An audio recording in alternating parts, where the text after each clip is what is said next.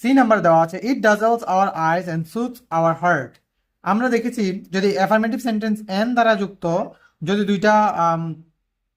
দুইটা শব্দের মাঝখানে যদি এন্ড থাকে, তাহলে প্রথম শব্দের আগে আমরা লিখি নট অনলি, আর এন্ডের অংশ লিখি আমরা বাট অলসো। এভাবে আমরা করে আমরা নেগেটিভ সেন্টেন্স বানাইতে পারি।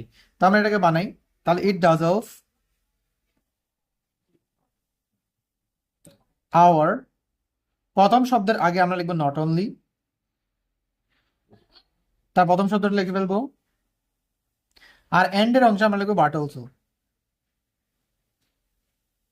তারপর বাকি অংশ।